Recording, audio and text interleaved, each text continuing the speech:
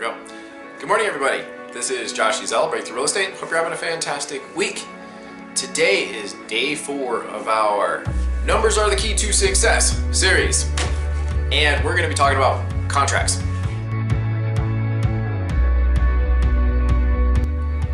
Today's tidbit take on contracts is optimism and positivity.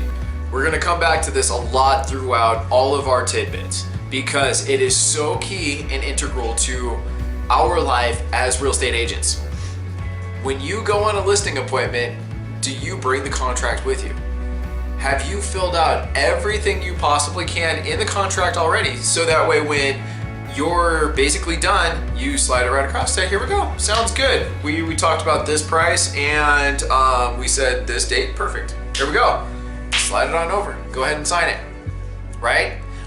I know in this world of e-sign, that's kind of strange, but to have a contract there, to feel it, to see it, to have it already filled out, you did the legwork. You're gonna work that much harder to get it done. You're gonna work that much harder anticipating the sale. You're going to want to get it signed. You're not gonna wanna waste the time. You're gonna wanna get the win. It's just so good, right? Now, when you're going out showing homes, it's a little bit different. Have you already sent the contract? Have you already laid the foundation to make them want to write an offer?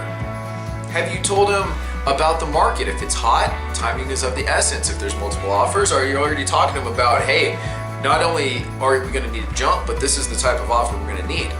Or are you talking about comps as you're going through it? Hey, this neighborhood is calling for this as of late. Hey, this neighborhood's calling for this as of late.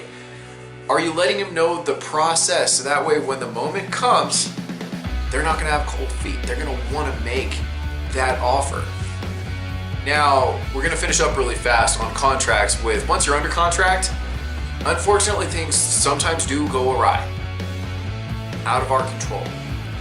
Make the most of what you can. Try to lessen the seriousness if possible.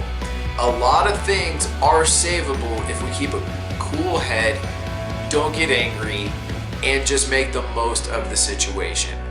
You might need to give it a couple hours, maybe even a day to think about it, to let things settle down before you can come up with a viable solution. But more often than not, most things are fixable. That's the good thing about our job, right? But be optimistic. Same thing applies there too. Anticipate a happy ending. Do the legwork up front and you're gonna get rewarded more often than not. All right, just like I think it was Gary Player who said, the more I practice, the luckier I get. Same thing.